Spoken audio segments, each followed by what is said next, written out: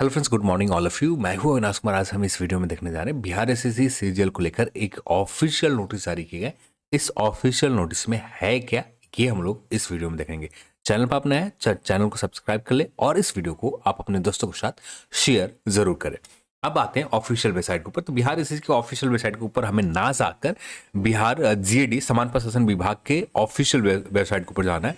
ऐसा इसलिए क्योंकि समान प्रशासन विभाग ने अपने डिपार्टमेंट का यानी जो समान प्रशासन प्रशाखा पदाधिकारी की जो पोस्ट है यानी एएसओ का जो पोस्ट है, इसके लिए डॉक्यूमेंट वेरिफिकेशन का लिस्ट, साथ में क्या क्या डॉक्यूमेंट वेरिफिकेशन में लगेंगे और रोल नंबर के साथ यहाँ पर डाल दिए गए हैं ऑफिशियल वेबसाइट के ऊपर। तो ये रहा ऑफिशियल वेबसाइट के ऊपर बिहार कर्मचारी चयन आयोग के द्वारा आयोजित तृतीय स्नातक स्तरीय संयुक्त प्रतियोगिता परीक्षा के आधार पर बिहार सचिवालय सेवा के अंतर्गत यानी एएसओ के अंतर्गत जो भी पोस्ट आते हैं सहायक प्रशाखा पदाधिकारी के पद के नियुक्ति हेतु शैक्षणिक एवं अनुसंगत प्रमाण पत्र के सत्यापन के संबंध में ये नोटिस डाले गए हैं।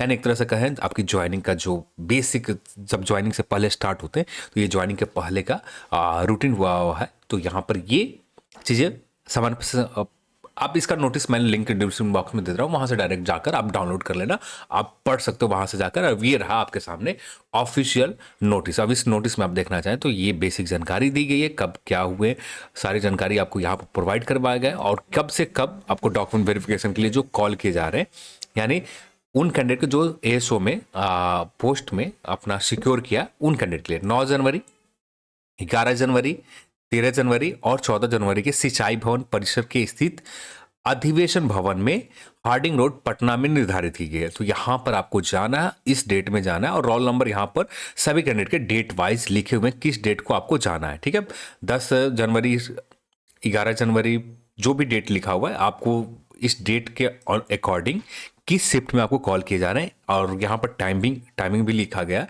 और आप इस रोल नंबर, आप यदि आपका रोल नंबर यहाँ पर आता है तो उस रोल नंबर के अकॉर्डिंग आप यहाँ पर जाना है आपको और डॉक्यूमेंट वेरिफिकेशन में। ठीक है, देन बात करें यहाँ पर अभ्यर्थियों को निर्देश दिया जाता है कि जांच और जांच में सत्यापन के कार्य हेतु निर्धारित समय में 1 घंटा पूर्व ही उपस्थित होना सुनिश्चित करेंगे। अनुशासित अभ्यर्थियों को सर्वप्रथम बायोमेट्रिक आइरिस मिलान किया जाएगा और मिलान सही पाए जाने के उपरांत ही उनके प्रमाण पत्रों की जांच की जाएगी। तो फर्स्ट जो आपको किया जाएगा बायोमेट्रिक टेस्ट लिए जाएंगे, फिर आइरिस का टेस्ट लिया जाएगा, देन आपका आगे बढ़ा जाएगा। अभ्यर्थी अपने साथ ये प्रमाण पत्र के साथ मूल प्रति यानी जो आपका ओरिजिनल कॉपी है ये भी लेकर जाना और उसके साथ एक सेट यानी एक जेरॉक्स कॉपी भी आपको लेकर जाना और इनका एक क्रम से सुव्यवस्थित कर जांच दल के उपलब्ध करवाने होंगे। तो पहला स्टार्ट यहां पर करने होंगे बिहार कर्मचारी चयन आयोग के द्वारा प्रारंभिक परीक्षा मेंस एग्जाम के जो निर्गत एडमिट कार्ड किए गए थे, जो आपके लिए एडमिट कार्ड जारी किए गए थे, ये एडमिट कार्ड लेकर जाने होंगे। उसके बाद आपका आता है 10वीं का मूल प्रमाण पत्र यानी सर्टिफिकेट आता है, इससे आपका डेट ऑफ बर्थ प्रूफ किए जाते हैं। तो ये सेकंड नंबर में आते हैं। थर्ड आपका नंबर में जो आपका डॉक्यूमेंट अरेंज करने, ये इंटरमीडिएट का आपने पास कर रखा, इसका मूल प्रमाण पत्र यानी इसका सर्टिफिकेट और साथ में अंक पत्र, यहां पर भी मूल प्रमाण पत्र और अंक पत्र यानी मार्कशीट दोनों को अरेंज कर कर आपको एक जेरॉक्स कॉपी प्लस इसका ओरिजिनल अब इसी अरेंजमेंट में आपको रखनी है। फिर स्नातक आपने उत्तीर्ण मूल प्रमाण पत्र प्लस अंक प्रमाण पत्र दोनों लेकर जाने और इसके बाद अन्य शैक्षणिक विशिष्ट योग्यता के संबंधित यदि आपके पास प्रमाण पत्र, यदि आप जिस कुछ स्पेशल पोस्ट होंगे जहां पर कुछ विशिष्ट योग्यता आपसे मांगी गई होगी, आप उस पोस्ट के लिए गए तो वहां पर विशिष्ट योग्यता के लिए आपके पास सर्टिफिकेट आपके संलग्न हो, यहां पर अरेंज करनी है। तो ये क्रम 5 इस तरह से लेकर जाना है। फिर इसके बाद आप किस कैटेगरी में आते हैं उस कैटेगरी के हिसाब से आप SC/ST आते हैं, आप EBC में आते हैं या BC कैटेगरी में आते हैं या EWS में आते हैं, तो उसके अकॉर्डिंग आप अपने कैटेगरी का सर्टिफिकेट उसके बाद लगाने। फिर उसके बाद आप फ्रीडम फाइटर के परिवार से आते हैं, ठीक है, आप EWS इससे छोड़कर आप सिर्फ फ्रीडम फाइटर के परिवार से रिजर्वेशन ले रहे हैं, तो वहां पर उस सर्टिफिकेट को आपको अरेंज करने होंगे। फिर इसके बाद निर्धारित यदि आप दिव्यांगजन कैंडिडेट है तो यहां पर इनके लिए भी आपको सर्टिफिकेट लेकर जाने होंगे। फिर पदाधिकारी द्वारा निर्गत अस्थायी आवासीय प्रमाण पत्र, तो यहां पर आपका आवासीय प्रमाण पत्र अरेंज करने होंगे। फिर उसके बाद यदि पूर्व से नियोजित है किसी भी प्रमाण पत्र, तो यहां पर आपको NOC या जो भी होता है यहाँ पर आपको लेकर जाने होंगे। उपयुक्त के अलावा अभ्यर्थी निम्नलिखित कागजात को उपलब्ध कराएंगे, जैसे फोटोयुक्त पहचान पत्र जो होगा आपका आधार कार्ड हो सकता है, वोटर आईडी कार्ड हो सकता है, पैन कार्ड हो सकता है, ड्राइविंग लाइसेंस हो सकता है, जो भी है इनमें से कोई एक आपको ID proof, photo ID proof आपको लेकर जाने होंगे।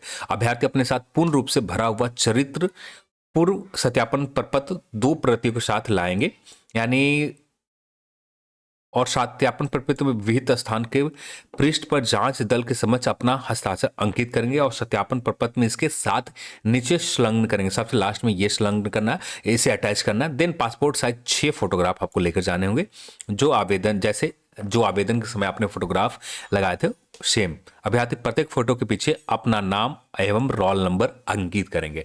जो 6 फोटोग्राफ्स है उनके पीछे आपको आपके नाम, आपके रोल नंबर, ये सारे चीज आपको मेंशन करने होंगे। अनुमंडल पदाधिकारी कार्यालय दंडाधिकारी द्वारा निर्गत इस आशय के शपथ पत्र समर्पित करने होंगे, जो आपको इसका ड्राफ्ट किस तरह से होंगे ये नीचे की ओर यहाँ पर दिया हुआ होगा, जो आप आगे जाकर देख सकते हैं। ठीक है, अभ्यर्थियों को निर्देश दिया जाता है कि वे प्रमाण पत्र के जांच और सत्यापन हेतु निर्धारित तिथि के समय पर उपस्थित होने की सुनिश्चित करेंगे और प्रमाण पत्र जांच सत्यापन में सम्मिलित होने के लिए किसी भी प्रकार का यात्रा भत्ता दिया नहीं जाएगा। तो ये चीज़ें जांच और सत्यापन के कार्यक्रम नियमित है। 9 जनवरी से आपका स्टार्ट हो रहे हैं। 9 जनवरी की पहली शिफ्ट, दूसरी शिफ्ट 2 बजे से स्टार्ट होंगे और 10 जनवरी की पहली शिफ्ट, दूसरी शिफ्ट। अब इसी तरह से 13 जनवरी, 14 जनवरी के लगभग 3 शिफ्ट में है, एक 2 नहीं, 14 जनवरी की भी 2 शिफ्ट में। और ये हो गया मजिस्ट्रेट एग्जीक्यूटिव, आपको जो सर्टिफिकेट क्या क्या आपको खुद से आपको क्या करना है, यहाँ पर अपना नाम, फिर सन ऑफ, फिर age, by caste, by faith, ये सब कुछ आपको करवा कर लेकर जाने। एक डिविजनल मजिस्ट्रेट, एग्जीक्यूटिव मजिस्ट्रेट से एफिडेविट है एक तरह से। तो यहाँ पर फिर इसके बाद सत्यापन प्रपत्र है, इसमें भी आपको कुछ बेसिक जानकारी, अपना फोटोग्राफ, और फिर इसके बाद कुल जो भी बेसिक जानकारी लिखी, आपकी गली, सड़क, शहर, यानी आपका एक तरह से वर्तमान पता पूरी तरह से लिखनी है। फिर इसके बाद एग्जैक्ट लिखनी है कि आपको जैसे कभी आगे चलकर कुछ डॉक्यूमेंट आपके घर के ऊपर भेजना हो, तो जो भी हो इन कामों के लिए आपको पूरा एग्जैक्ट डॉक्यूमेंट यहाँ पर गत 5 वर्षों के दौरान स्थानों को ब्यौरा दे कि कहाँ कहाँ पर आपने रहा है। इसके एक समय से 1 वर्ष से अधिक अवधि के लिए निवास किया हो तब आपको यहाँ पर मेंशन करने, 1 वर्ष से अधिक। 21 वर्ष की आयु को पूरा करने के बाद आप अपने पाकिस्तान सहित जो बेसिक जानकारी आपको देनी है यहाँ पर। अब ये रहा कि आप कहाँ पर किस जगह पर रहा है, तो यहाँ पर इसी चीज़ को मेंशन करने। फिर इसके बाद आपके घर में परिवार के माता पिता भाई बहन कितने हैं और ये किस व्यवसाय में लगे हुए हैं, जन्म स्थान इनका कहाँ है और वर्तमान में इनका एड्रेस क्या है, घर का अस्थायी इनका पता क्या है, इन सभी परिवार, आपके परिवारजन के। और ज़्यादातर लोगों का एक ही पता होंगे, बस बहने के पता बदल गए होंगे, तो यहाँ पर ये भी डिटेल मेंशन करनी है।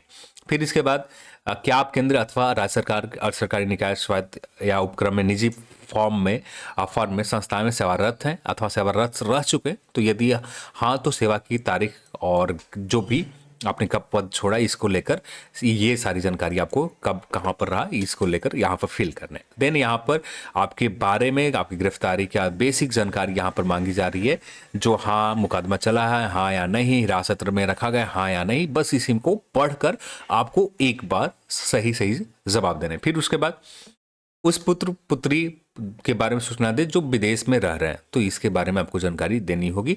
फिर राष्ट्रीयता के क्या है, आपका आपका जन्म प्रमाण पत्र, ये सारी जानकारियाँ है यहाँ पर है। फिर उसके बाद 15 वर्ष की आयु में जिन स्कूल कॉलेज में शिक्षा प्राप्त किए तारीख सहित उसका उल्लेख करते हुए शैक्षणिक योग्यता लिखें, यानी जो भी आपने शुरुआत से किया है 15 वर्ष के आयु से, यानी 15 में शायद करीब 7वां या 8वां में रहे होंगे, या ऐसा भी हो सकता है कि आप 9th या 10th के करीब होंगे। ठीक है, तो उन्हीं क्लासेस जो कब आपने किया वो पूरा किया, किस जगह से पूरा किया, स्कूल कॉलेज छोड़ने की तारीख क्या थी और कौन सी परीक्षा आपने पास की, 10वीं पास की होगी, 9वीं पास की, या ज़्यादा से ज़्यादा 8वीं तक आप 15 में 8वीं 7वीं तक आप रहे होंगे, इससे ऊपर ही होंगे, इससे नीचे नहीं होंगे। तो ये सारी जानकारी यहाँ पर फिल करनी है। ठीक है, तो ये आपको जानकारी, और ये ग्रेजुएशन कॉलेज तक लेकर जाना है। ठीक है, तो यहाँ पर 15 वर्ष की आयु में क्या होंगे आप मान लेते हैं 8वीं होंगे, तो 8वीं के बारे में जानकारी दिया। फिर उसके बाद 9th 10th 11th की जगह डायरेक्ट 12th लिख देंगे, फिर उसके बाद ग्रेजुएशन। तो ये आपको बेसिक जानकारी यहाँ पर फिल करनी होगी। फिर उसके बाद यदि प्रमाण पत्र उपयुक्त उत्तर हाँ है तो मुकदमे गिरफ्तारी के बारे में यहाँ पर प्रारंभ में लिखी गई चेतावनी की भी देखें तो जो ऊपर की ओर लिखी गई है इसके बारे में सत्यापन करने देन इसके बाद बात करें, बस यही इतना है।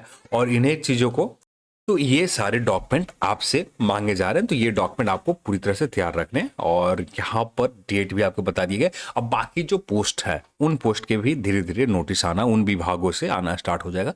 ये जीएडी के अंदर आता है, तो यहाँ पर जीएडी ने समान प्रशाखा पदाधिकारी की जो पोस्ट है इसके लिए ऑफिशियल डॉक्यूमेंट वेरिफिकेशन जारी कर दिए।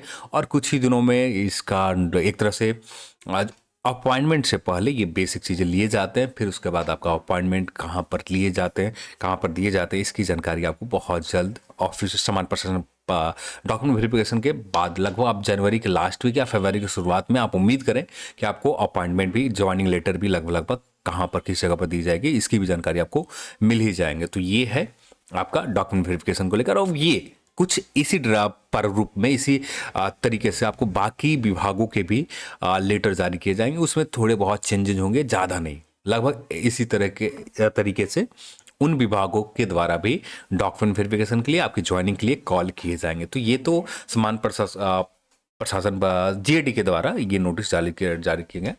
तो समान प्रशासन विभाग के द्वारा ये जारी किए गए हैं नोटिस। आप यहाँ पर एक बार डाउनलोड करना चाहें तो ये चीज़, इसका लिंक मैं डिस्क्रिप्शन बॉक्स में दे रहा हूँ, वहाँ से जाकर डायरेक्ट आप डाउनलोड कर सकते हैं। या समान प्रशासन विभाग के ऑफिशियल वेबसाइट को पर जाना, सीधे आपको जीएडी बिहार लिखना है, आपको मिल जाएंगे। फिर नोटिस बोर्ड आपको नीचे वाले जो पैनल है वहाँ पर बहुत सारे ऑप्शन दिखेंगे, वहाँ पर नोटिस बोर्ड को बजाना है। और नोटिस बोर्ड पर जाने के बाद ये इस नोटिस के ऊपर क्लिक कर देना, जो टॉप पर आपको मिलेगा, वहाँ से डाउनलोड आप कर सकते हैं। चलिए आज के इस वीडियो में इतना ही, और इस वीडियो को देखने के लिए आप सभी को बहुत बहुत धन्यवाद। जय हिंद।